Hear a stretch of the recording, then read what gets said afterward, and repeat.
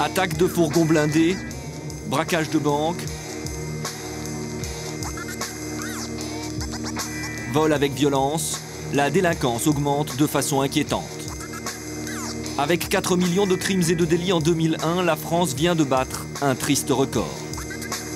Le sentiment d'insécurité n'a jamais paru aussi fort. Les délinquants, eux, sont de plus en plus jeunes, de plus en plus violents et aussi de mieux en mieux équipés. Alors pour faire face à ces gangsters d'un nouveau genre, les policiers de l'Office central de répression du banditisme s'entraînent sans relâche. Interpellation musclée d'individus dangereux, intervention dans des appartements, des exercices qu'il faut répéter inlassablement pour être efficace sur le terrain.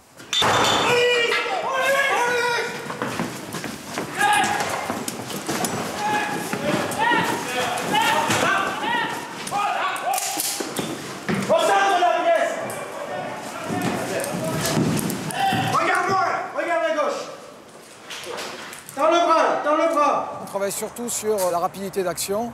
On ne va pas chercher quelqu'un qui nous attend, a priori.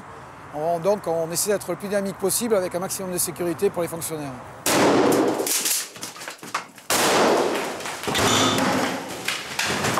Les gens sur lesquels nous travaillons sont exclusivement des gens du grand banditisme.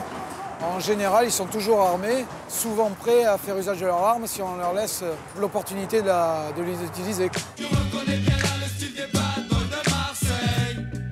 Rares sont les villes épargnées par les phénomènes de violence. Direction Marseille, terre d'élection historique du grand banditisme.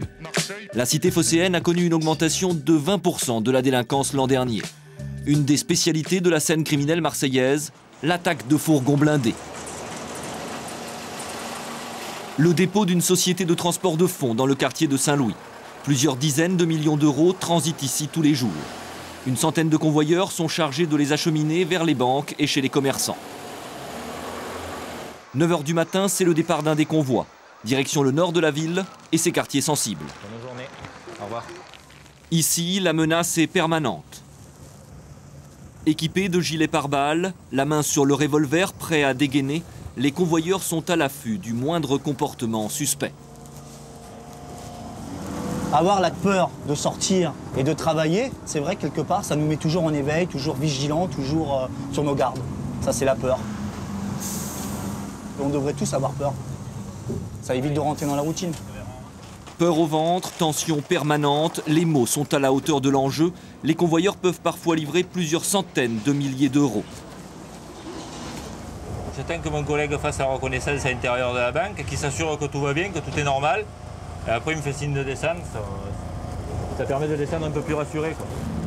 Alors avant chaque desserte, pour réduire au maximum les risques, un des 3 membres de l'équipage, le messager, part en éclaireur. Aujourd'hui, on a de la chance. On ne tombe pas sur des petits jeunes qui nous font des signes, des bras d'honneur ou des pompons je te tue.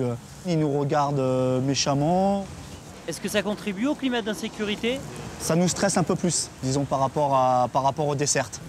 Mais bien plus que ces gestes de provocation et ces regards envieux adressés aux convoyeurs, c'est surtout la nature de la délinquance et le profil des braqueurs qui a dangereusement évolué.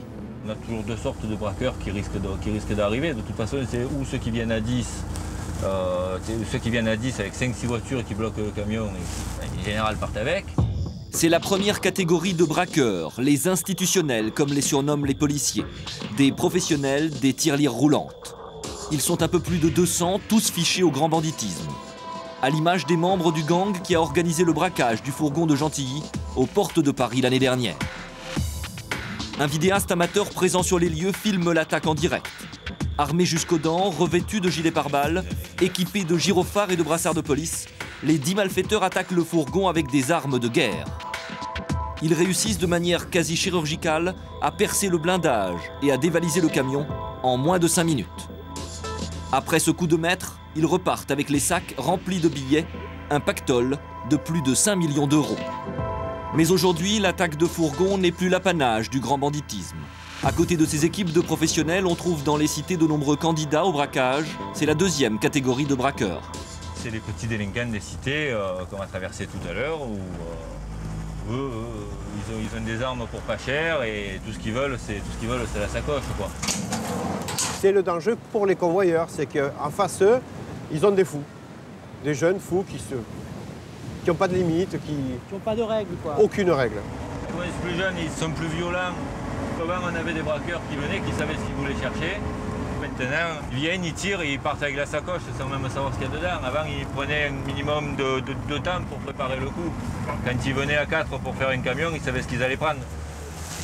Maintenant, on a trop de jeunes trop facilement armés qui viennent de braquer un camion ou un convoyeur à terre au même titre qu'une grand-mère à la sortie d'un distributeur. C'est pareil, la violence c'est la même. C'est la Brinks.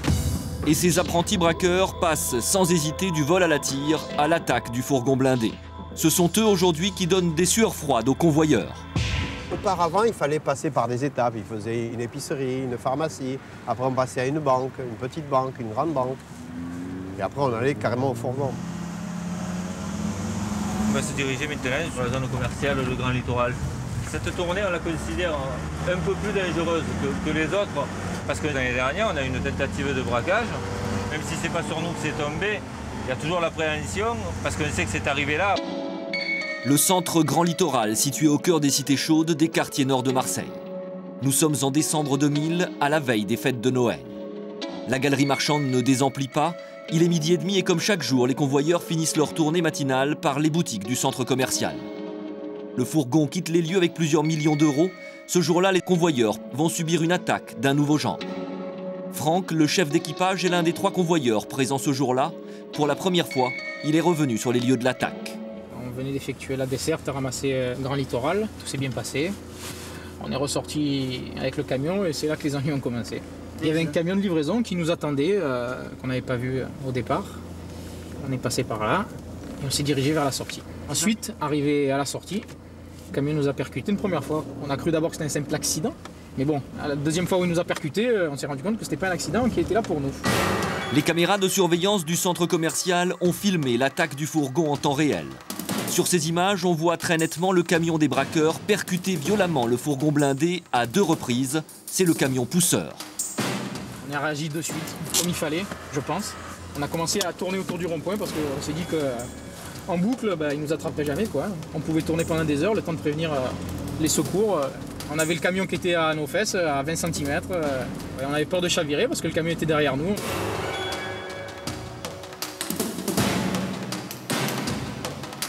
Au deuxième tour et demi, donc quasiment le 3e, il y a une citerne qui arrivait de notre droite et qui nous a bloqué le passage. À ce niveau-là, donc, il y a un camion citerne. Ici. En haut de l'image à droite, on aperçoit la citerne complice. C'est le véhicule intercepteur qui barre la route du fourgon. Pendant ce temps, le camion pousseur est toujours à ses trousses. Et donc on a été contraint et forcé, c'était la seule solution, de se diriger par là, de rentrer sur la zone client. On a franchi un premier portique. Le fourgon réussit donc à se dégager de la tenaille. Les braqueurs paniquent, leur plan est un fiasco. Mais ils décident malgré tout de continuer leur folle course-poursuite jusqu'au bout. Donc on est arrivé à ce second portique. Et là, notre chance, c'est que le portique, il était à peine relevé, et ce qui nous a permis de passer. On a tout arraché, on a arraché le dessus du camion. Et eux, ils n'ont pas pu passer. Et eux, la citerne est restée coincée dans ce portique-là. Mais bon, il y en avait toujours un, quoi. Là, on a continué, la citerne s'est enflammée. Ensuite, nous sommes dirigés là. Le camion était toujours à nos trousses, il essayait de nous percuter, de nous renverser. On est passé par là. Et c'est ici que le second camion est resté coincé. C'est le parking bas, et donc le camion est resté coincé ici. Il tirait en l'air pour nous impressionner. Bon, fallait qu'on s'arrête, quoi. C'était ça le but du jeu. On les regardait dans le rétroviseur, on a vu ces gentils messieurs avec les bazookas, les pistolets mitrailleurs. Bon, ben voilà, quoi. Ils étaient là pour ça. Les 3 convoyeurs réussissent à semer les braqueurs. Par miracle, ils sortent indemnes de l'attaque, mais plus d'1 an après, ils sont encore choqués. Vous travaillez toujours dans la société? Je travaille toujours au sein de l'entreprise, mais je suis plus dans un camion. Et les autres membres de l'équipage? Les autres membres de l'équipage, il y en a un qui est toujours choqué, qui a une maladie, et l'autre qui a carrément démissionné. Même s'il n'y a pas d'effusion de sang, c'est tellement violent, c'est tellement inattendu, quoi. Ça choque, ça choque. Faut pas retenter le diable, pas une deuxième fois. Le braquage a finalement échoué. Les voyous ont même dû abandonner cette BMW volée, accidentée pendant l'attaque. Pour prendre la fuite, les braqueurs cagoulés dérobent 2 véhicules à des clients sous les yeux de dizaines de personnes tétanisées. Les policiers arrivent sur les lieux. Très vite, ils voient que cette fois, ils n'ont sans doute pas affaire à des truands chevronnés, mais plutôt à 2 jeunes caïds des cités, un peu trop ambitieux et surtout inconscients. Normalement, les voyous n'auraient pas dû continuer, ils auraient dû partir. C'est fini, le braquage était fini, ils auraient dû s'arrêter à temps. Il y a des vrais voyous, des tueurs en Ils se sont arrêtés, c'était fini. Là, ils ont continué, mais c'est par dépit. Les arbres poussent comme la mauvaise herbe. L'image du gangster se propage comme la gangrène. Sème ses graines. Est-ce que le fait de faire un camion bring, c'est pas briller auprès de la cité? Est-ce que c'est pas se mettre en avant? Est-ce que c'est pas ce système-là qui les force à monter à ce bracolage? Fourgon de la bring maté comme le pactole, c'est pas drôle. Ce policier en patrouille dans le secteur le jour du braquage découvre dans l'heure qui suit le véhicule et l'arsenal des malfaiteurs parmi des centaines de containers. La voiture a été retrouvée entre des containers, là. Je crois que c'est par ici. Là. Ça, c'était leur voiture. Hein. L'audier avec le matériel dedans. Il y avait des pistolets mitrailleurs, il y avait un lance-roquette. Pistolet automatique, fusil d'assaut, gilet pare-balles, cagoule, les malfaiteurs étaient surarmés. Ils avaient même prévu ce système de ventouse bourré d'explosifs destiné à transpercer le blindage du fourgon. Auparavant, les voyous repartaient avec l'armement. Là, ils le laissent sur place. Ça veut dire qu'ils arrivent à se fournir facilement. Le supermarché de l'arme est bien ouvert. Quand on a trouvé la voiture là, on pensait que c'était des gars du coin. S'ils ont abandonné la voiture, ils ont dû partir à pied. Et comme on trouve souvent des voitures brûlées, là, comme celle-là, donc on a cherché un petit peu partout et puis bon, après... Ces éléments orientent les investigations des enquêteurs vers de jeunes délinquants inexpérimentés qui habitent les environs.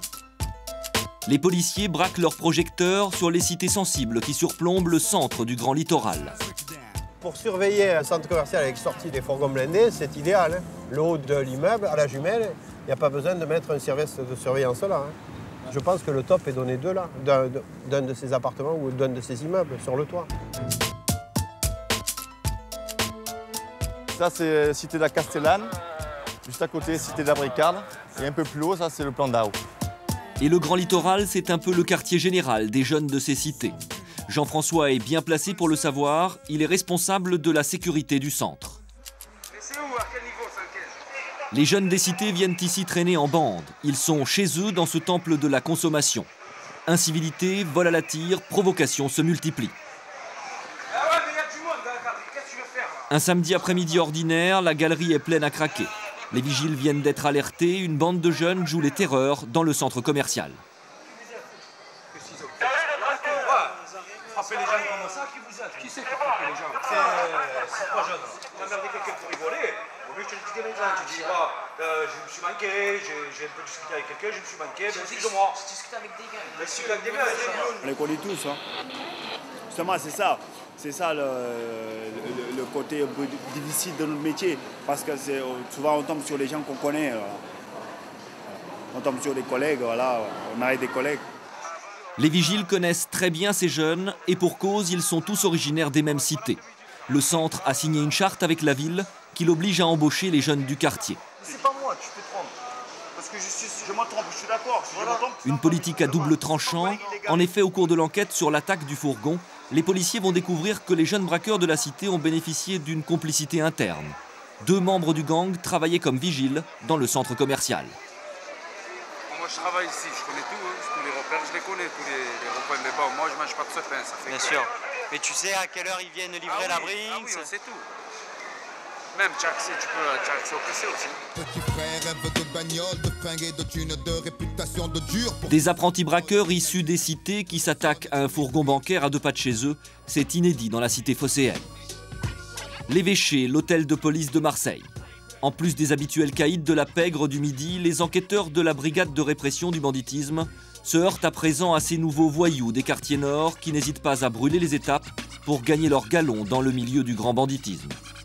À partir du moment où on assiste à un phénomène de cité, on assiste à une évolution du banditisme. Et il est évident que les cracks du milieu dans les 10 années qui viennent seront probablement issus des cités dites sensibles. À partir de ce moment-là, il ne faut pas s'étonner que ces gens-là commettent des vols à main armée spectaculaires, ou les ratent d'ailleurs, comme c'est le cas pour l'affaire du Grand Littoral et d'autres. L'identité judiciaire va bien? Vous avez fait l'album, là? En moins d'1 an, grâce aux filatures et aux écoutes téléphoniques, les policiers ont démantelé une bonne partie du gang du Grand Littoral. Ils ont entre 20 et 30 ans, ils ont tous grandi ensemble dans la cité du plan d'Aou, au-dessus du centre commercial. Dans moins de 24 heures, les enquêteurs vont interpeller les 2 derniers braqueurs de la bande, encore en liberté. Dernier briefing avant l'opération.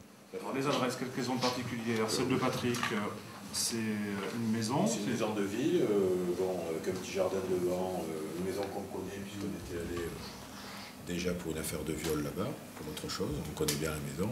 On y accède par devant par la rue et derrière c'est aveugle. Donc je ne peux pas sortir par derrière. La deuxième, donc celle de Farid, ça c'est une cité. C'est une petite cité un peu pourrie, c'est des petits bâtiments, bon, c'est mal fréquenté. Par contre, c'est au rez-de-chaussée. C'est au rez-de-chaussée. Donc il faut en mettre deux derrière, quatre devant. Les enquêteurs connaissent parfaitement les habitudes des jeunes braqueurs. Ils ne travaillent pas, ils ne se lèvent pas tôt le matin. C'est des lèvres tard et des couches tard. Ce sont des jeunes de cité, ce ne sont pas des truands de haut vol, ce qu'on pourrait appeler de gros truands, de gros délinquants. Ce sont des jeunes de cité qui se sont aguerris au fil des années dans la délinquance, qui ont commencé assez bas, qui ont fait des braquages de stations-service, de voies publiques, pour progressivement arriver à une attaque de fourgon.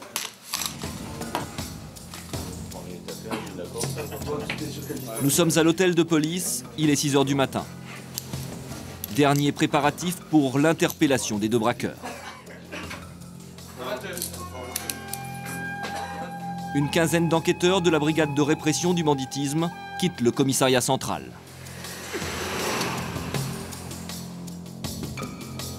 Arrivés devant le domicile d'un des suspects. Il est 6 h 30 du matin, l'heure légale pour procéder à une interpellation. Les policiers s'approchent discrètement de l'appartement.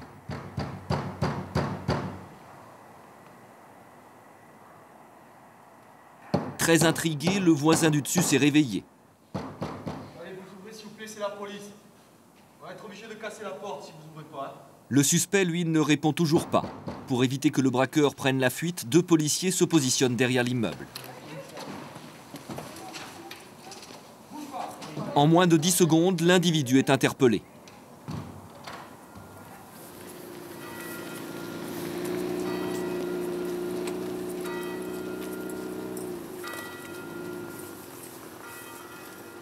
Au même moment, à 500 mètres de là, l'autre équipe d'enquêteurs arrive au domicile du deuxième braqueur.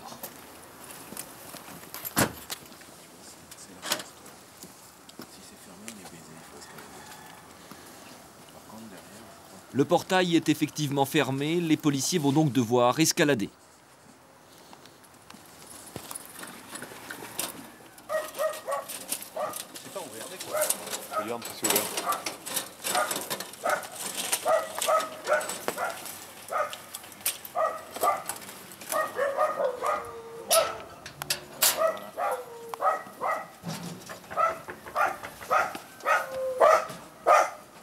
Cette deuxième interpellation se fait aussi dans le calme.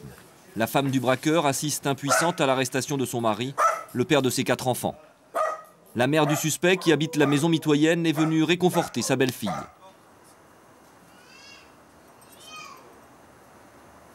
Avant d'emmener le jeune délinquant à l'hôtel de police, une dernière formalité. Les policiers vont perquisitionner sa voiture. Ils veulent vérifier qu'aucune arme se trouve à l'intérieur. Patrick, c'est qui C'est la voiture à ton frère? Non, non, c'est à mon frère. C'est à mon frère, c'est Les 2 suspects interpellés sont conduits au poste de police et placés en garde à vue pendant 48 heures. Le temps de les confondre grâce à l'ADN, la reine des preuves, la science au service de la lutte contre le crime. Les enquêteurs comparent le profil génétique des 2 suspects avec les traces d'ADN prélevées sur des cagoules et des combinaisons abandonnées sur le lieu du braquage. Le résultat est positif, mais les jeunes braqueurs continuent à nier l'évidence.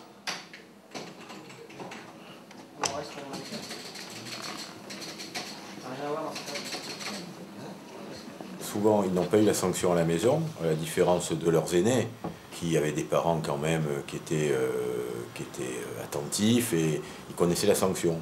Et ceux-là n'ont pas connu la punition, enfin on le voit. Il n'est pas question pour eux d'être punis pour ce qu'ils ont fait, d'aller en prison. Donc même la reine des preuves, même la preuve scientifique, ils la réfutent. Les truands plus classiques, bon, une fois qu'ils sont faits, ils sentent qu'ils sont faits, que les preuves sont formelles, bon, ils finissent par reconnaître leur participation sans balancer les uns et les autres. Alors que les autres, non, ils ne reconnaissent même pas les choses irréfutables. À l'issue des 2 jours de garde à vue, les 2 braqueurs sont écroués. Ils vont rejoindre en détention leurs amis de la cité déjà interpellés dans cette affaire. Pour cette tentative de braquage de fourgon, Tous vont être jugés par une cour d'assises. Ils encourent une peine de 20 ans de prison. On commence à peine à voir émerger cette nouvelle forme de délinquance qu'on va avoir du mal à maîtriser parce que ces gens-là vivent dans des cités où il est difficile d'accéder, où on a peu de renseignements et où toute surveillance est difficile à effectuer.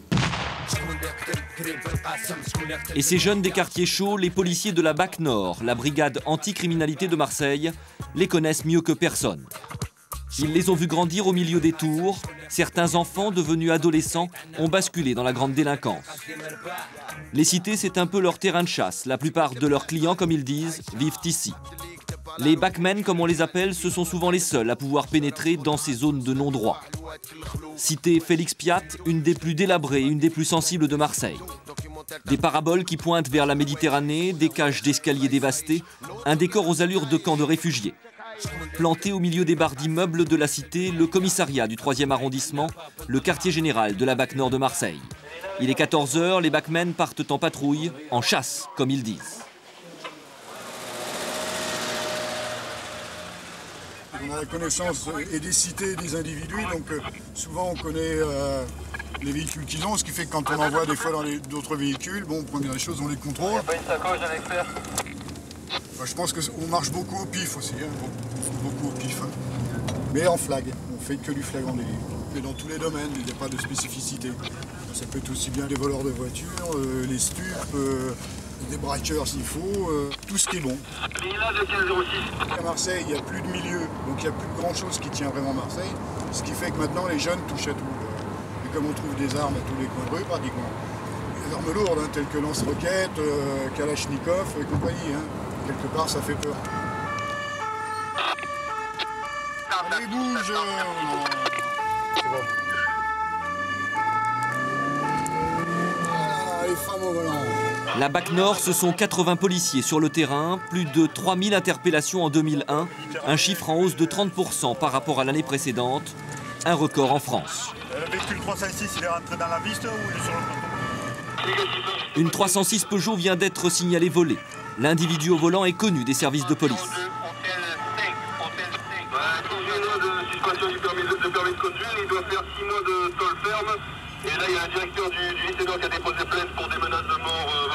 Le jeune délinquant est finalement interpellé par une autre patrouille de la BAC. Interpellation de l'individu 38 la Viste au commerce devant l'épicerie. Vous avez un véhicule en soutien? La patrouille de la BAC se poursuit dans les cités voisines. C'est tous les Yougos, c'est ceux qui nous posent des problèmes, mais discrets. Ils sont très intelligents, ces garçons. Brusquement, les policiers interpellent en flagrant délit une personne en train de démonter une voiture volée. Ouais, mais elle est pas à toi la voiture. Ouais, la voiture. Pourquoi tu prends les pièces? Maintenant, tu le sais. Dans les cités, ils sont très mécaniques. Hein. Ils font toujours de la mécanique. Si tu évites. On va passer la voiture au pompier. Hein? Là, il a tout récupéré, l'intérieur, mes mécaniques, les roues. Et après, ça vole. Qu'est-ce que tu voulais comme pièce sur la voiture? Tu n'étais pas en train de monter un courant, là, tu étais sur la route.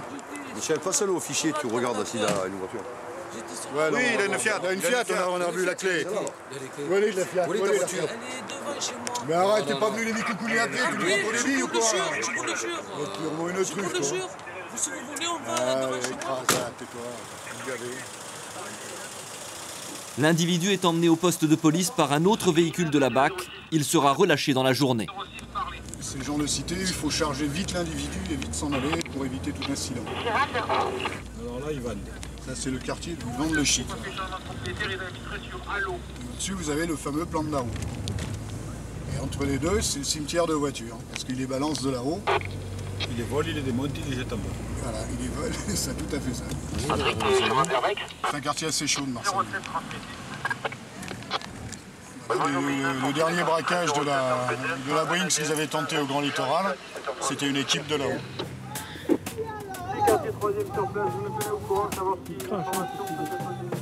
La BAC arrive à la cité du plan d'Aou.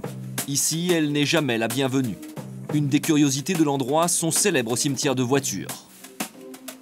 Ils les jettent d'ici. Et vous en avez tout le long. Tout le long, vous avez des épaves. Carcasse.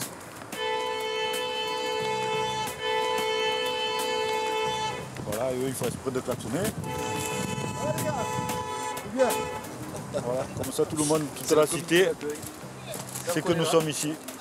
Le ton commence à monter. Les policiers tombent sur le frère d'un homme qu'ils ont récemment interpellé. Qu'est-ce que tu veux? Qu'est-ce qu'il y a? Qu'est-ce que tu veux? Qu'est-ce qu'il y a? Il n'est pas là ton frère, hein, c'est pas qui c'est ton frère? Ah ben... S'il a embarqué, c'est qu'il a dû faire quelque chose. Hein? Je crois pas qu'il relâche, tu vois. On va découvrir une arme et une cagoule. On a peut-être un petit avantage, nous, les bacs, qui nous provoquent beaucoup moins que les collègues en tenue. Et ça, c'est une chose qui s'est vérifiée. C'est comme les caillassages, c'est plus les collègues en tenue que nous, les bacs. Il y a une forme de crainte, et c'est vrai qu'ils aiment provoquer, ils aiment bien vous tester, savoir jusqu'où vous pouvez aller. En fait, c'est un rapport de force continuel, hein. C'est une petite guerre. Alors s'ils sentent qu'ils ont le dessus, c'est fini, hein, vous ne pouvez plus rien faire. C'est pour ça qu'il ne faut jamais trop leur montrer quoi que ce soit. Il faut aller jusqu'au bout, leur faire voir que c'est nous qui sommes les maîtres du terrain et pas eux.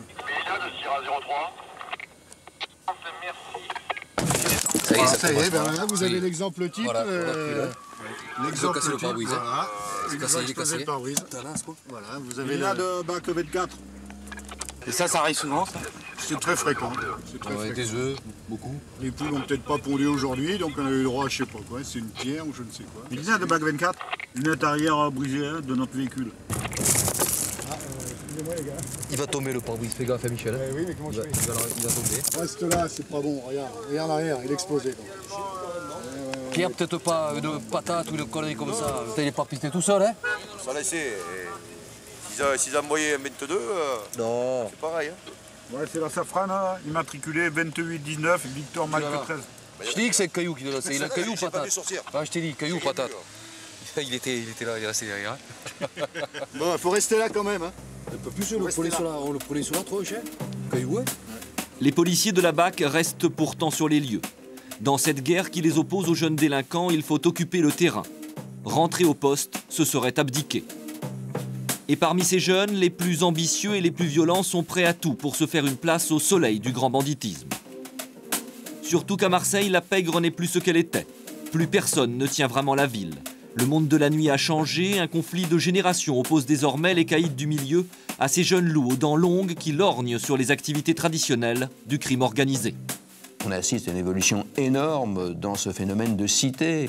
On se dispute un territoire et puis les plus gourmands cherchent à s'accaparer du territoire des autres. D'où bagarre et d'où flingage.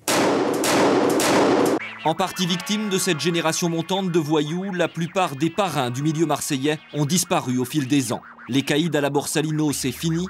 Parrain historique de la cité phocéenne, Francis Van Verberg, alias Francis le Belge, exécuté en plein Paris. Plus qu'un symbole, c'est une page de l'histoire du milieu qui se tourne avec sa disparition. Roger Spanu, dit Roger Lunette, autre pointure du grand banditisme, abattu de 7 balles de 11,43 sur la Corniche à Marseille. Marc Monge, parrain des machines à sous, criblé de 6 balles de calibre 45 au volant de sa Volvo. Il avait échappé par miracle à 2 tentatives d'assassinat. 3 semaines avant sa mort, il se savait menacé. On avait la réputation qu'on m'a fait de parrain et de patati et de patata. Ces gens doivent dire si on a manqué, eh bien, il faudrait peut-être le finir parce que sinon c'est lui qui va nous tuer. Parce que je sais très bien que les gens vont dire il va se venger, quoi. Il n'aura jamais eu le temps de se venger. Ces jeunes voyous particulièrement sauvages qui bousculent les rites de la pègre, ce sont les nouvelles vedettes du fichier du grand banditisme, le botin mondain du milieu. Des équipes de gangsters multicartes comme celle de Farid Berama, caïd issu d'une cité de Salon dans la région marseillaise et interpellé en Espagne il y a tout juste 3 mois. La police le soupçonne d'être impliqué dans une récente série de règlements de compte particulièrement féroces. Les barbecues, comme on dit à Marseille. Le truand est exécuté dans sa voiture, puis son corps est arrosé d'essence et carbonisé. La brigade criminelle de Marseille a recensé une dizaine d'assassinats en moins de 2 ans qui portent cette signature. Les voies à la main armée, le trafic des stupéfiants, les machines à sous, l'investissement dans des établissements de nuit, pour le blanchiment d'argent, tout ça c'est le monde du milieu. Et bien sûr cette masse d'argent, eh bien automatiquement elle fait des jaloux, elle fait des ambitieux et on en arrive ensuite à ça. Voilà. Les gens se tuent pour des quantités de millions de francs, c'est évident. Et parmi ces nouveaux caïds, on trouve aussi des équipes issues de la communauté des gens du voyage. Depuis quelques années, les services de police ont constaté une explosion du banditisme dans ce milieu. À Marseille, la BAC Nord connaît parfaitement les camps de gitans sédentarisés. Au fil des interpellations, une sorte de complicité est même née entre flics et voyous. Et le fiston, qu'est-ce qui devient le fiston? Oh, il n'est pas ressorti encore? Combien il a eu? 10 ans. 10 ans? Oh, il a le moral. Voilà, c'est normal, hein. Tu as le moral, tu n'as pas le moral, tu es toujours pareil. C'est vrai, c'est pas vrai. Ça, il faut penser avant. Farid, le fils du patriarche du camp, était recherché pour 6 vols à main armée. On l'a recherché depuis 2 ans. Qui? Les BAC. Et puis, à fin de compte, un jour, il est tombé sur une patrouille BAC qui l'a interpellé. Et voilà, il a pris 10 ans. L'homme à l'anorak bleu marine est une autre vieille connaissance de la BAC, interpellé à plusieurs reprises pour vol et casse à la voiture bélier. Non, il a dit j'ai plus rien. Non, lui, il est bien. C'est bon. Je connais. Mais il m'appelle. Il a beaucoup, il veut pas pour rien, lui, là-bas. Regarde l'or qu'elle a, regarde là. Moi, c'est pas drogue, c'est rien, c'est vol. Vol de voiture. Vol de train. Bélier, tout ça. Casse au bélier. Vous êtes calmé maintenant? Ouais, ça y est, 3 petits, le 4e il est en route. quel âge c'est vous? 32 ans. Comme au cocon, on s'assagit tous, tôt ou tard. Je suis né ici, j'ai cagué dehors, je faisais caca dehors. Les policiers quittent le camp et au culot, on leur fait une drôle de proposition pour sortir de prison Farid, le fils du patriarche. Vous êtes condé. Ouais, me fait. Sur-le, il vous paye le papa. Il peut plus. Il vous paye. C'est plus de nous. Allez, bonne journée les gars. Ciao. Il vous donne le chablis de ça. Il vous en donne. Caméra pour les enfants les gars. Allez, ciao. S'ils détectent la peur dans ton regard, ils te mangent. Parce qu'ils analysent tous tes faits, gestes, mais c'est quoi. Autant nous, dans notre perception du délinquant qui a fait un acte de délinquance, on va le voir à son comportement. Et autant eux, ils vont voir dans la façon de te comporter si tu as un moment de faiblesse. C'est vraiment une sorte de joute gestuelle, de la mimique, qui fait qu'une situation peut plus ou moins déraper. Mais ces gens du voyage, ce ne sont pas le style à agresser les petites dames âgées. Eux, c'est business, véhicules volés, casse de magasins. C'est pas vraiment ce qu'on peut appeler la délinquance crapuleuse. La voiture bélier, c'est un peu une griffe chez eux. Ah, c'est des spécialistes, bien entendu, parce que quand ils font un casse-bélier, ils peuvent s'attendre toujours à ce qu'un véhicule BAC leur tombe dessus. Donc il faut qu'ils aient une certaine dextérité au volant pour pouvoir, bien qu'ils aient des véhicules puissants, de nous glisser entre les doigts. Hein. Ces délinquants ont leur griffe, autrement dit leur spécialité. Et au fil des patrouilles et des interpellations, la BAC a appris à mieux les cerner. Les policiers arrivent au ruisseau Mirabeau, un autre camp de gitans. Là encore, ils retrouvent de vieilles connaissances. Bonjour, monsieur me connaît. Ça n'empêche pas qu'on se serre la main. Bien sûr. D'où vous le connaissez? Il m'a envoyé en prison, monsieur. Voilà pourquoi je le connais. Ça, je vous le dis, bon, maintenant c'est fini, il s'est calmé. C'est un bon client à nous, lui. Mais tu nous as fait courir quand même, hein. Les voitures volées. Honnête, ça honnête. Un petit peu. Pour des vols de voiture? Ouais, pour des conneries. Vous voulez voir de voiture qui est vendeur de drogue, non? C'est pas devant les enfants. Il est très bon conducteur aussi. Il fallait s'accrocher pour le suivre. On l'a eu, mais c'est... Lui aussi est un récidiviste du vol de grosses cylindrées. Vous êtes resté en prison combien de temps pour ça? Il y a eu une visite de forme, parce qu'ils nous ont relâchés. Ouais. C'était un tort. Ils ont été rigolos. C'est-à-dire qu'on était trop loin du secteur. C'est ça? Vice de procédure. Parce qu'il ne faut pas s'imaginer, même si ce n'est pas de gros intellectuels, il faut voir comme ils s'adaptent à notre code de procédure pénale. Hein. Ils sont parfaits. Hein. Pour contrer ces fins connaisseurs des arcanes du code de procédure pénale, la gendarmerie, elle, a mis en place des cellules d'enquête spécialisées. Changement de décor, direction Carcassonne, dans le sud-ouest de la France. Depuis le mois d'avril dernier, la brigade de recherche enquête dans le plus grand secret sur un énorme trafic de véhicules volés impliquant des gitans installés dans la région. Une unité spécialement constituée de 12 gendarmes travaille sans relâche depuis 1 an pour mettre fin à ce trafic. C'est la cellule VL11 dirigée par le major Gonzalez. J-30 avant le démantèlement du réseau, le major réunit ses enquêteurs pour le briefing de début de semaine. Ne faites pas dans l'excès. Moi, ce que je veux, quand on est sûr de quelque chose, on arrête. Non, mais il y en a un qui le connaît moi, très bien. Là, j'ai les premières règles de sa femme, je m'en fous. Il le connaît moi, très je veux bien. savoir où il est, le mec. Ouais. Il me faut, en priorité, déterminer qui est ce Thierry. Maintenant, on ne peut plus faire autrement. Il faut savoir, il faut le loger, il faut le faire. J'ai fait trier 2-3 écoutes qui sont quand même pertinentes pour voir s'assurer si on parle d'une ou plusieurs personnes. Pour les voies, contrôler les voies. La cellule est en plein doute ce jour-là. 2 personnes, prénommées Thierry, apparaissent sur les écoutes téléphoniques. Apparemment, le premier vole et écoule des véhicules de luxe. Le deuxième s'est spécialisé dans le vol d'engins de chantier. Est-ce une seule et même personne? Les enquêteurs veulent en avoir le cœur net. On voudrait savoir la différence d'intonation de voix.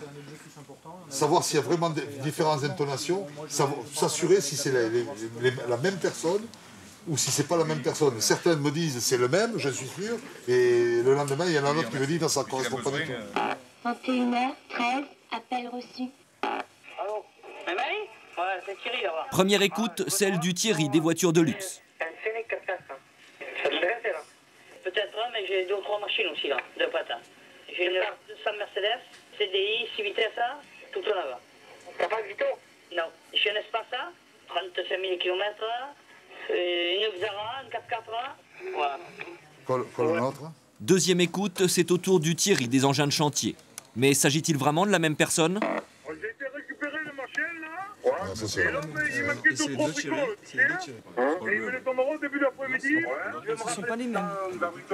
C'est pas les mêmes intonations. On a 2 gars différents. On a 2 gars différents. On déclenche les cellules pour les loger géographiquement.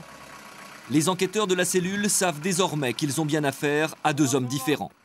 Et d'après les dernières écoutes, le Thierry des voitures de luxe doit livrer dans les prochaines heures une espace verte volée. La transaction doit se faire avec Bruno, une des têtes de réseau qui prend sa commission sur chaque voiture volée, et avec Jean-Luc, le receleur qui a commandé l'espace. Nous avons donc affaire à une population de gens du voyage qui se sont sédentarisés dans la région de Carcassonne. Il s'agit en fait d'une sorte de réseau, d'une toile d'individus qui se connaissent, qui sont habitués à travailler ensemble, à la demande, et qui vont être impliqués aux différents niveaux du trafic, à savoir le vol, le démontage, la destruction des véhicules, le maquillage et la revente. Bon, alors pour la surveillance du Thierry... Suite aux écoutes, la cellule déclenche un plan de bataille pour organiser la filature de l'espace verte volé et assister ainsi à la transaction. La X, Babette et Serge. La 206, Henri et Domi. Il faut prendre les grosses jumelles, là. Et puis avec ça, tu peux te mettre même à 1 km, tu vois. Au tableau. Et tu nous fais un petit topo et puis roule-moi à poulet. Je peux vous dire que par la Grasse, la Minervoise ou la 113. Soit ils viennent par ici. Ils viennent de là. Parce qu'ils viennent de Béziers. Ils viennent savoir. Il parlait de passer par les îles. Dans des véhicules banalisés, les enquêteurs vont essayer de localiser l'espace pour la suivre jusqu'au moment de la livraison. Pour passer inaperçus pendant les filatures, les gendarmes changent régulièrement de véhicule et posent même de fausses plaques d'immatriculation sur les voitures banalisées. Les délinquants sont en effet très méfiants, il ne faut surtout pas éveiller leurs soupçons. Ce sont des populations qui connaissent parfaitement bien le terrain. Ce sont des populations qui connaissent parfaitement bien les modes d'action des services de police et de gendarmerie. Ils concentrent leurs activités aux moments les plus propices. Ils évitent d'utiliser les axes principaux, on ne les prendra pratiquement jamais sur les autoroutes. Ils utilisent le réseau secondaire, ils savent se déplacer vite et discrètement, puisqu'ils ont des véhicules souvent très rapides et tiennent assez peu cas de leur propre vie et de celle des autres. Ils sont capables de prendre d'énormes risques pour se soustraire à notre surveillance. La filature commence, 4 voitures banalisées se relaient pour suivre l'espace verte volé qui doit être livré. Un espace vient de sortir de Palagin, alors il rentre dans Carcassonne. On s'en rapproche, hein. Les enquêteurs sont à présent à quelques mètres seulement de l'espace verte volé. Objectif à présent, la suivre discrètement jusqu'au lieu de la transaction.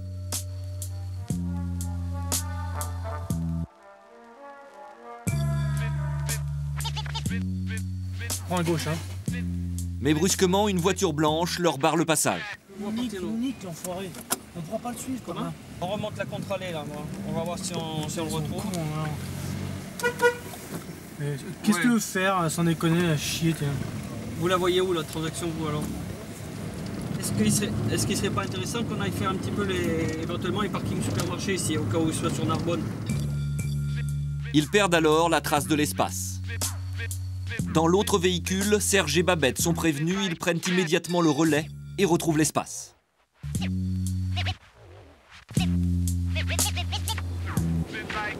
On suit actuellement dans l'espace Hein, donc on se dirige là vers la... Vers la 113, direction Vers la Étape-Hôtel. 113, direction Étape-Hôtel. Grâce aux écoutes et aux filatures de ce type, les gendarmes de Carcassonne ont pu identifier en moins d'1 an plusieurs centaines de véhicules volés. On cherche à savoir comment sont écoulées les quantités de véhicules que l'on a dérobés, quoi. Parce qu'on ne peut pas avoir une telle quantité de véhicules sans qu'il y ait un marché parallèle derrière. Cette personne fait partie du marché parallèle. Et il procède aux transactions avec les gitans qui évacuent les véhicules volés des gitans. Il sert d'intermédiaire et il prend, il revend, il prend, il revend. Il change les noms sur les cartes grises finalement. Ouais Thierry. Ouais, t'essayes de prendre les numéros, on se dépêche, on arrive. Ok, à tout de suite. Ils sont tous, putain, bordel, hein, ils sont tous redonnés rendez-vous sur le parking de Lidl là-bas. Et on est à l'opposé et on est derrière une grosse vache qui va pas pousser sa Clio de merde. Serge et Babette prennent la direction du parking d'un supermarché. D'après les dernières écoutes, c'est là que va se dérouler la transaction avec l'espace. Il y a un autre espace gris sur place. Arrivé au parking du supermarché, l'autre espace dont parle Serge, la voilà. C'est celle de Mémeil, l'intermédiaire qui prend sa commission sur le véhicule volé. L'une des têtes du réseau. C'est pas celui-là, le nôtre il est là-bas. Les 3 protagonistes du trafic sont là. La transaction de l'espace va se faire. Est-ce qu'on la voit mieux de là? À quelques dizaines de mètres de là, les enquêteurs mettent en place leur dispositif. Ils quadrillent le parking et prennent des photos au téléobjectif. Pas question pour l'instant d'interpeller qui que ce soit. Il faut immortaliser la transaction sur une pellicule, accumuler les preuves qui vont servir à établir l'association de malfaiteurs et le vol en bande organisée. Sur ce dernier cliché, on voit l'homme au blouson rouge, le receleur, qui remet l'argent à Mémeil, l'intermédiaire. Montant de la transaction, plus de 9 000 €, à peine la moitié de la valeur de l'espace. Retour à la cellule, les enquêteurs sont satisfaits, la filature a porté ses fruits. Ça, c'est le plus long dans le travail de l'enquêteur, c'est d'arriver à visualiser les transactions entre les truands et les acheteurs. Et bon, il faut avoir beaucoup de chance, mais beaucoup de patience aussi. C'est que c'est vraiment pas évident d'être suffisamment proche pour les voir et suffisamment loin pour pas être vu. La livraison de A à Z, c'est vraiment exceptionnel et c'est magnifique quand on arrive à faire ça. Au fil du temps, grâce aux planques et aux écoutes téléphoniques, les enquêteurs de la cellule ont appris à bien connaître leurs clients. Tout est basé sur l'apport de l'argent facile, mais c'est des bosseurs quand même, parce que c'est des gars qui bossent toutes les nuits. Puis il y a le paraître, il faut de l'argent, il faut des rouleaux de billets dans les poches. Donc ça, il faut le trouver. Hein. Et le trouver comment? Ben, comme ça, le volant, en se le procurant avec ce genre de trafic. Hein.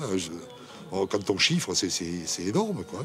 On tombe sur plusieurs millions en quelques mois. On se dit, ben, bon Dieu, où est-ce qu'il passe? Mais il passe, comme je vous dis, casino, sortie, on paye à manger au restaurant, aux copains, les copines, je vous dis. Et puis les maîtresses, ça coûte cher, les maîtresses. Il faut les payer.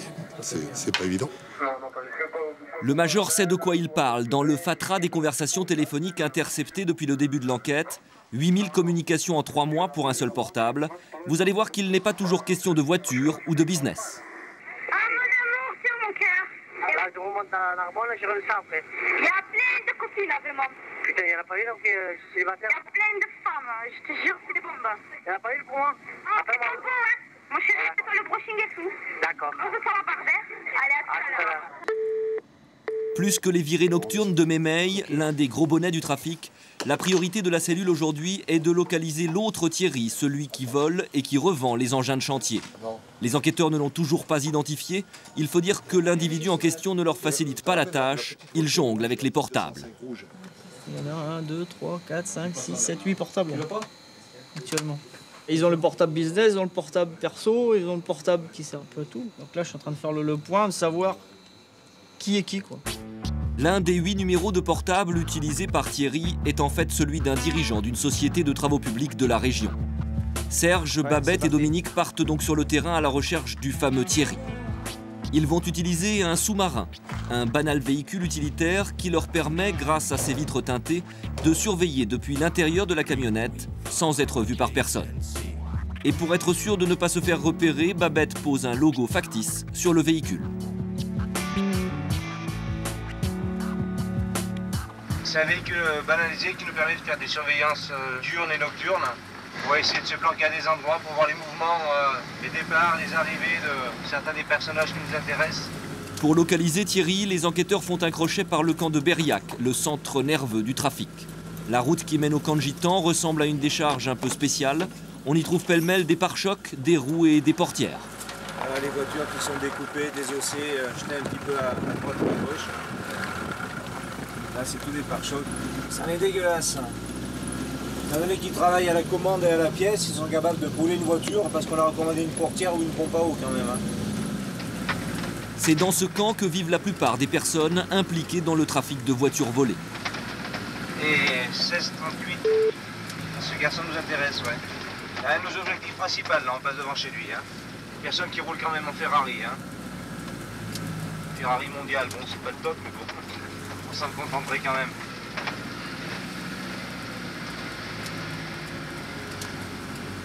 Il doit avoir un bon salaire. Oui, ouais, RMiste, hein. Là, le salaire de RMiste. Le sous-marin commence sa planque. À l'arrière du camion, Dominique cherche à repérer Thierry. Il surveille à la jumelle le balai des voitures dans le camp et relève systématiquement les plaques d'immatriculation.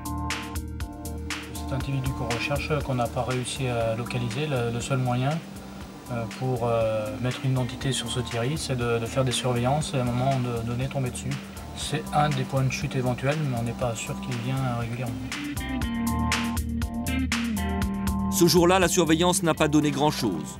Les enquêteurs quittent le camp, ils se rendent à l'entreprise de travaux publics, celle qui correspond à un des 8 portables utilisés par le fameux Thierry des engins de chantier.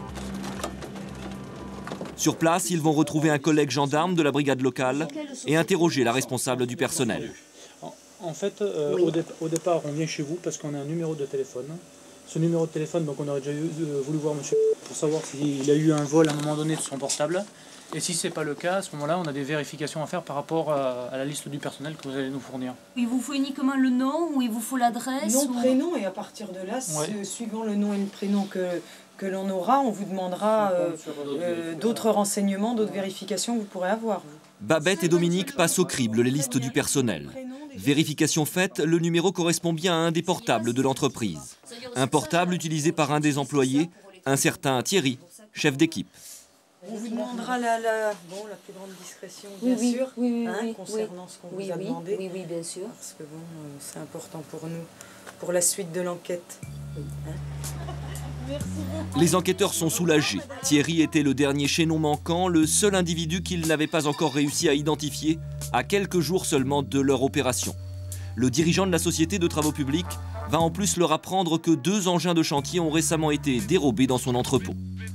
On a découvert que le prénommé Thierry qu'on recherchait travaille effectivement dans l'entreprise, qu'il est chef d'équipe là-bas et qu'il est bien donc en contact permanent avec un de nos objectifs. J-1 avant le démantèlement du réseau, l'aboutissement d'1 an d'enquête. L'opération est exceptionnelle, elle va nécessiter la mise en œuvre d'énormes moyens.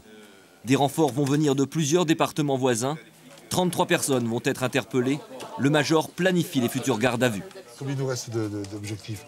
1, 2... 10, 11 et 12 même. Donne-moi notre objectif et je vais chercher moi. Jean-Luc, c'est celui qui a le CLK coupé et l'espace. Je verrai bien une fille. Elle est bien, elle. Hein. Et elle accroche, elle a une paire de couilles. Elle. Ah bon? Ah oui. On finit les costauds, parce que celui-là, c'est le deuxième couteau. Donc, il y a Jean-Jacques, le Corse. Là, il y a un bébé.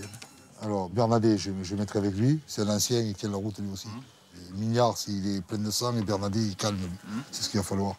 On a nos 30 noms et on essaye de les poser, de les confier à un groupe d'enquêteurs. Il y a des enquêteurs qui passent très bien avec des gens cool, d'autres qui passent très bien avec des gens nerveux. On essaye d'associer 2 gardés à vue avec l'enquêteur. Il y a des enquêteurs, quand on leur donne un os à ronger, ils le rongent jusqu'au bout. Ce que vous appelez les fouilles merde. Voilà. En clair. Et ça, pour certains objectifs, ça va bien. C'est même nécessaire. L'échéance se rapproche, tout est calé, ou presque. Seule incertitude, le lieu de résidence d'un des principaux suspects. L'individu a plusieurs points de chute, il faut être sûr de le trouver au saut du lit demain matin. Le major abat sa dernière carte, il va voir un tonton, comme on dit dans le jargon, en clair un informateur du milieu gitan que la cellule protège. L'adresse de la poule à Michel et l'endroit où il démonte les voitures. Voilà. Ok, j'y vais. Là, vous allez voir un informateur, c'est ça? Tout à fait. Milieu gitan, oui, qui devrait nous renseigner sur les éléments qu'on n'a pas pu avoir jusqu'à présent. Une adresse d'un de nos objectifs qu'on n'arrive pas à localiser. Et puis l'endroit où il démonte les véhicules. Ça, c'est essentiel pour l'intervention du C'est SAEM. un informateur régulier qui vous donne... Oui, c'est quelqu'un qu'on connaît, qui nous fournit pas mal de renseignements. Pour des raisons évidentes, nous n'avons pas filmé le visage de l'indicateur, mais nous avons équipé le major d'un micro. Dis une question, je peux te poser. Michel, il dort où, là, à la Comte? Il a une maîtresse, là, à la Comte. J'y ai fait voir où il est. Il est à Verriac. Et s'il n'est pas à Verriac, je lui ai fait voir la mallette, où il est. Ouais. Et les bagnoles, il les découpe où, alors? Parce que nous, on a essayé de chercher, de tourner, on est passé la nuit, on est passé partout. Un petit peu de Toulouse qui vient chercher les pièces. Oui, l'arabe, là. Donc, il venait, parce qu'il démolissait derrière... Tu connais l'expérience, oui. Ouais. Mais il laissait rien. Eux, ils travaillaient bien. Ah. Grâce à son informateur, le major a obtenu de précieux renseignements de dernière minute. Tout est enfin prêt pour l'opération. Les enquêteurs de la cellule accueillent les collègues des villes et des départements voisins venus en renfort pour les interpellations et les gardes à vue. En tout, un peu plus d'une centaine de gendarmes. Discrétion oblige, leur ordre de mission ne leur est donné qu'aujourd'hui, à moins de 24 heures de l'opération. C'est l'heure du grand briefing. Le major donne ses directives. Le souci, c'est la réaction avec ces gens-là. Ce sont des gens multi-récidivistes. Ce sont des gens qui, pour certains, ont eu affaire à nous dans des conditions des fois musclées, qui savent parfaitement ce qui les attend. Alors, de la rigueur, et surtout méfiez-vous. Ces gens-là, à un moment donné, si certains peuvent vous la jouer, ils vous la joueront. Pour les perquisitions, les personnes chez qui on va aller, on rentre comment? S'ils ne veulent pas ouvrir. Il y a un serrurier qui est prévu. On attend le serrurier, ne passe pas. S'il n'y a pas d'autre méthode que de mettre un grand coup de latte dans la porte et casser, mais si on peut l'éviter, n'agissons pas comme une armée d'occupation. On va tomber sur des gens qui vont se refermer comme des coquilles, et ce qu'il faut, c'est leur amener des éléments probants, le leur signifier et éventuellement en découvrir au cours des perquisitions. Et moi, mon souci, c'est de vous demander de faire des perquisitions qui soient dignes de ce nom. Il est 7 h du matin, c'est le début de l'opération. Serge arrive à la cité de la Comte, tout près du camp de gitans de Berriac, pour interpeller Michel. C'est un des pivots du trafic connu pour être violent et armé. Une unité d'intervention de la gendarmerie est venue prêter main forte. Gendarmerie, ouvrez! Personne ne répond, les gendarmes vont sortir le bélier. Allez, allez.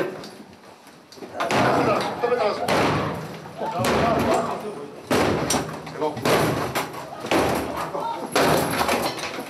Go. Allez, go. Allez. Vas-y. Au sol. Allez, rentre. Au sol. A priori, les gendarmes n'ont pas défoncé la bonne porte. L'individu à terre n'est pas celui qu'ils recherchent. Mais qu'est-ce que vous faites, monsieur? Non, vous faites erreur. C'est pas bon. Monsieur, s'il vous plaît, lâchez-moi. C'est pas le bon. C'est pas le bon. Celui qui a la Mercedes blanche devant. C'est pas ici. Il est où? Ah, je sais pas. Dans quel appartement il habite là? C'est pas ici. C'est où? L'homme recherché habite en fait sur le même palier, la porte d'en face. Gendarmerie, ouvrez. Cette fois, il n'y a pas d'erreur, l'individu est interpellé et menotté. C'est le bon.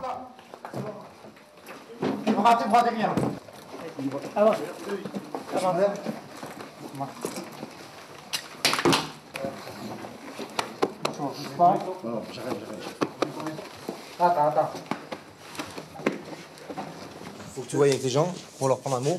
Ouais. Hein, comme quoi on est pénétré par force, on leur a pété la porte, et puis bon, ben ça sera pour la gendarmerie. Quant à la fiancée du truand, elle ne manque pas de culot. Elle fait la morale aux gendarmes. C'est la différence, le même nom, hein, sur le même palier. Vous êtes trompé. Voilà. Les gens nous ont dit c'était à gauche et on est rentré à gauche. Non, on ne peut pas le faire ça. Ah oui, on peut le faire. Hein. Ah oui. Il n'y a pas de gauche, ça va, faut être sûr. Il faut se renseigner, il faut être sûr. Bah oui, il fallait venir vous demander. À partir de maintenant, considérez-vous comme un garde à vue. Je vais à l'avocat, je vais tout. Non, mais attendez. Je vais justement vous notifier vos droits. Enfin, si vous cherchez un bandit, il n'est pas là. Non, attendez. C'est moi qui parle, ok? Il faudra préparer un repas à midi. Pourquoi? Parce qu'il va rester quelque temps avec nous là. Il faut prévoir un repas car la garde à vue risque bien de se prolonger pendant de nombreuses heures à la gendarmerie. Au même moment, à Berriac, les gendarmes investissent le camp des Gitans. Il faudrait qu'ils reculent tous là. C'est Babette qui dirige les équipes sur le terrain. La plupart des personnes visées par l'opération vivent ici dans des maisons ou dans des caravanes. Les grands moyens ont été déployés pour les interpeller et pour boucler le camp. En tout, près de 250 gendarmes. Des unités d'intervention, des maîtres chiens et même un hélicoptère équipé d'un puissant projecteur pour éclairer le camp et éviter ainsi les fuites à travers champs. Gendarmerie! Gendarmerie, ouvrez!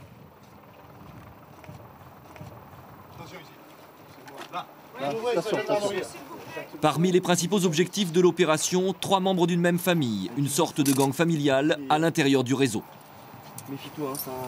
L'un des frères est connu pour être très violent, c'est le premier à être interpellé. Là. Sortez, monsieur, s'il vous plaît. Restez au sol, tout va bien se passer si vous restez au sol. Voilà. Vous bougez pas, monsieur, tout va bien se passer. Il y a l'enfant, monsieur, vous faites un tel champ dedans? Oui, il n'y a pas de mal. J'ai un enfant de 15 Bonjour, ans. madame. La gendarmerie. Hein? Vous avez combien d'enfants? Écoutez. 2 enfants. Vous me montrez?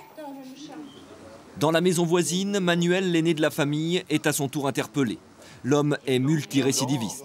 C'est un des cerveaux du trafic. Il aurait écoulé près d'une centaine de véhicules volés. Officiellement, il vit du RMI, mais il roule pourtant en Ferrari. Le trafic lui rapporterait jusqu'à 60 000 € tous les mois. Les gendarmes procèdent à la perquisition de sa maison. Ils fouillent toutes les pièces de fond en comble à la recherche d'éléments probants. Alors vous êtes mis en garde à vue pour vol, recel habituel d'objets provenant d'un délit, recel par un professionnel d'objets provenant d'un délit, vol à bande organisée. Mais je vous avez trompé, Vous monsieur. venez où? C'est monsieur, même pas ici par hasard. Non, mais d'accord, c'est pas ça. Mais ce que vous m'avez dit là, je suis pas du tout ça, moi. Une dame, papa, elle dit qu'il a interpellé mon fils aussi. Elle a dit pour trafic de voitures. Sa femme a de bonnes raisons d'être inquiète. Son fils de 23 ans, qui habite avec sa fiancée et ses 2 enfants dans une caravane dans le jardin, vient à son tour d'être interpellé. Il est lui aussi impliqué dans le trafic de véhicules. Placards, matelas, frigo, four, les gendarmes passent la caravane au peigne fin et ils ne vont pas être déçus du voyage. Ils découvrent entre autres cette Winchester 22 long rifle, un fusil à pompe et ce superbe album photo de tous les véhicules de luxe qui sont passés ici. BMW, Mercedes, Audi, en tout près d'une quinzaine de véhicules de grosse cylindrée. Vous avez permis de conduire? Vous l'avez eu? Vous l'avez eu? Vous l'avez plus? Vous l'avez jamais eu? Et pourquoi vous avez autant de voitures? J'ai pas de collection. Pardon? J'ai pas autant de j'en ai eu. On verra ça plus tard, c'est pas grave. La Mini, quelle est? Elle est à lui. D'accord, mais il y a la BM et l'Austin. Il y a les clés avec. Et les clés de l'Austin, elle est où? Mais il n'y en a pas, regardez. Et on la démarre comment? Dans la poussette? L'Austin Mini démarre en fait sans clé. Le véhicule a récemment été volé. La serrure de la portière a été forcée et le Neyman arraché. Les enquêteurs ne sont pas au bout de leur surprise. À l'arrière de la maison, la visite du parc auto continue. La Mercedes, elle est à qui? La Ferrari, elle est à qui? La BM, elle est à qui? Un mec dans lui, il a brûlé, on l'a mis ici. Rien que pour ce gang familial, entre le père et le fils, ce sont 8 voitures qui vont être saisies, dont cette rutilante Ferrari. À l'intérieur de la Ferrari, l'enquêtrice récupère 6 cartes grises au nom du fils. Mercedes, Ferrari, quelqu'un qui n'a pas le permis. Au fond du jardin, les enquêteurs s'attardent, eux, sur l'une des Mercedes volées, propriété du père. Dans le coffre, voilà le parfait attirail du maquilleur de véhicules. Ça sert à quoi ça? Ça sert à retaper les numéros sur le châssis des véhicules. Non, moi je mets ça pour les boules. D'après monsieur, c'est pour taper sur les boules de pétanque pour les personnaliser. Dans le garage du père, les gendarmes vont de découverte en découverte. Ils récupèrent de nombreuses pièces détachées, un haillon de monospace, des plaques de véhicules volés et cette moto de grosse cylindrée. La moto qui confirme signalé volé à un numéro de châssis. Et le jeu de plaques découvert, donc une voiture Ford Mondeo qui a été dérobée également le 2 septembre 2001. Les experts de l'identification criminelle venus spécialement du laboratoire de Rosny en région parisienne passent à la loupe les véhicules suspects un par un. Des modèles maquillés, des numéros de série trafiqués. 44 voitures volées ont été saisies lors des perquisitions. Des grosses cylindrées comme cette Mercedes, mais aussi des véhicules utilitaires ou des voitures de Monsieur Tout-le-Monde. L'opération est un succès, les 33 personnes ciblées ont toutes été interpellées et les enquêteurs n'ont pas été déçus par les résultats des perquisitions.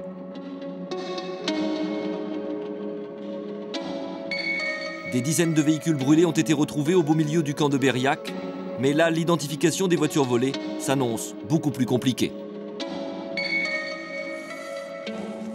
Comme toutes les voitures, là, tu vois, le numéro de série a été enlevé. Là. Ils prennent commande d'un besoin sur un véhicule, quel qu'il soit portière, soit moteur, soit capot. Ils volent le véhicule qui correspond à leurs besoins et ils se servent des pièces qu'ils ont besoin. Puis après, ils viennent ici, ils font brûler les véhicules. À quelques kilomètres du camp, les gendarmes interpellent au petit matin un autre individu. Cet homme au blouson rouge est un receleur, un acheteur de mauvaise foi. Son rôle est essentiel, il est l'un des pivots du trafic. Devant le portail de sa maison, une espace verte volée. Souvenez-vous, c'est celle que les enquêteurs de la cellule avaient suivie en direct lors d'une filature. L'homme au blouson rouge avait été photographié au moment de la livraison du véhicule. Et puis devant l'espace vert, il y a 2 Mercedes flambant neuves. L'enquêtrice interroge le receleur sur les prix d'achat des 2 berlines volées, des prix défiant toute concurrence. Celle-là 80 000 ouais. Et elle est de 2001 ouais. Combien ça vaut normalement 150. Ah ouais. Qui fait faillite, je sais pas. Qui c'est qui fait faillite? Le gars que j'ai eu. Qui vous l'a vendu? Oui. Il faisait faillite, alors il vous l'a bradé. Les 2 Mercedes et la Renault Espace du receleur sont saisis. 33 personnes ont finalement été interpellées. Elles sont impliquées à des degrés divers dans le trafic de voitures. Les perquisitions sont terminées. Les présumés délinquants arrivent à tour de rôle à la gendarmerie pour les gardes à vue. Avant de subir le feu roulant des interrogatoires, ils doivent remplir quelques formalités. Empreintes, photos, description des tatouages, des rituels qui donnent parfois lieu à des moments insolites. Comme ici avec Cathy, préposée aux photos. C'est bon Francis pour les tatouages, on peut commencer? Allez, on y va. Un cœur. Alors dessous les initiales PM et Cathy. Oui, vous savez que... PM. Et qui c'est cette Cathy d'abord? C'est Catherine, 3 qui la tiennent, 1 qui la câline. Mémeil, un des gros bonnets du trafic, se prête volontiers au jeu. C'est pour moi. Et c'est pour Star Academy, il paraît qu'ils vont te prendre. Ouais. Mais il te faut apprendre à danser. Des tatouages, hein? Oui. Plein. Ouais. Oh putain. Profite. Ces séances photos, c'est pour certains l'occasion d'une certaine détente avant les gardes à vue. La plupart vont durer 48 heures. La garde à vue, c'est souvent une épreuve, un rapport de force entre le gendarme et le voleur présumé. Et parfois, elles peuvent être très animées. Comme celle de Mario, un des principaux fournisseurs de voitures volées. La mauvaise foi de l'individu exaspère les enquêteurs. L'ambiance est électrique.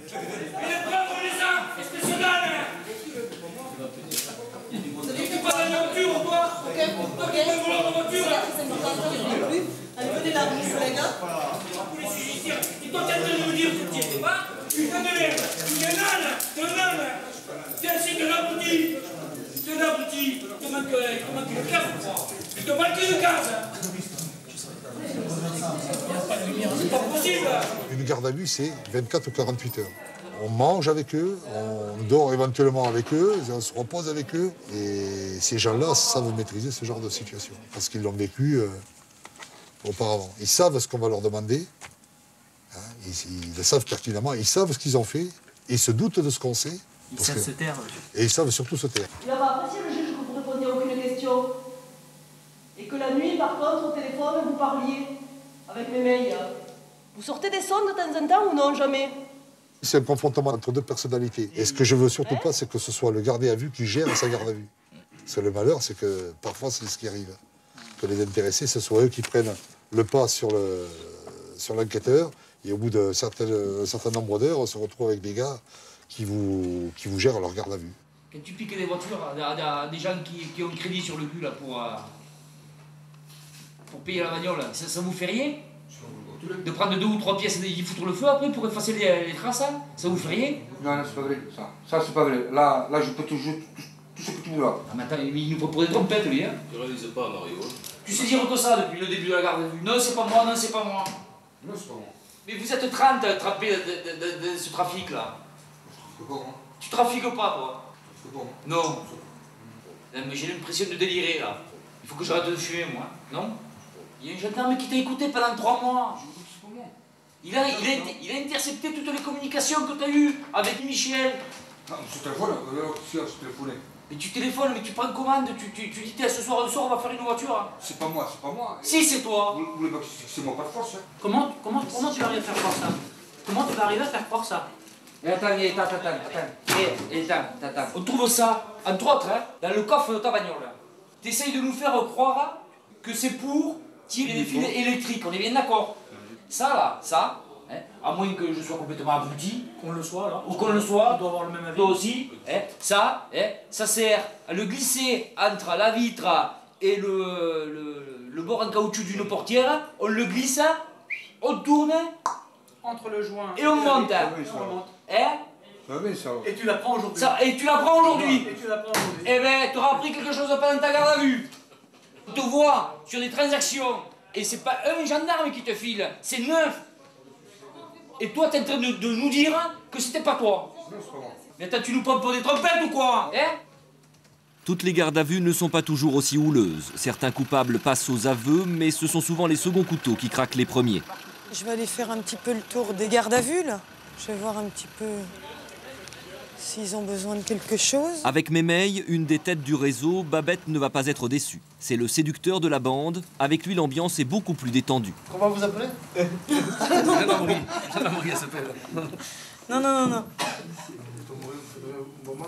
Je serai dans un autre bureau avec des menottes. Non, je crois pas. Non? Vous êtes bien quand même, vous êtes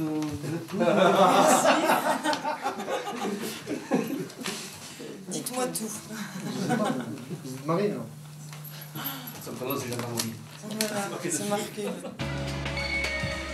Il est 7 h du matin, les premiers gardés à vue arrivent. Ils vont être présentés au juge d'instruction. Sur les 33 personnes interpellées la veille, 16 seront placées en détention provisoire en attendant leur procès. Les autres sont aussi mis en examen, mais laissés en liberté. Ils seront convoqués un peu plus tard par le magistrat instructeur. Les gitans du camp de Bériac se sont massés devant l'entrée du palais de justice. Tous ont un parent ou un ami impliqué dans le trafic. Ils sont venus afficher leur solidarité, manifester leur colère. Cette femme en jaune est venue avec son enfant pour voir une dernière fois son mari et lui remettre un paquet de cigarettes. Ils sont venus 30 mois pour mon mari, c'est pas une honte ça? 30, avec des fusils et tout. Ils m'ont poussé à moi, je sais pas qu'est-ce qu'ils ont fait, on aurait dit qu'on avait violé, qu'on avait tué. Comme il y a les élections, tout ça, maintenant il veut faire des bienfaits pour les Français, c'est tout. À mon avis, c'est ça. Les personnes impliquées dans le trafic risquent jusqu'à 15 ans de prison et 150 000 € d'amende pour association de malfaiteurs, vol et recel en bande organisée.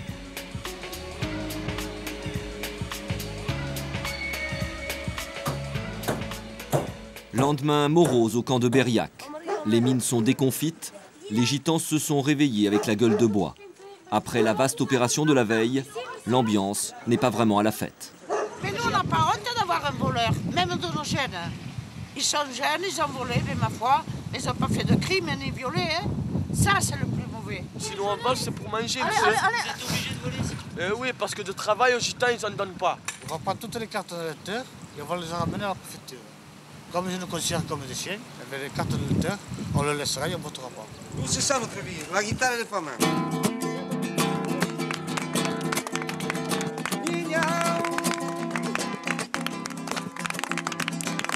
Son una palabra.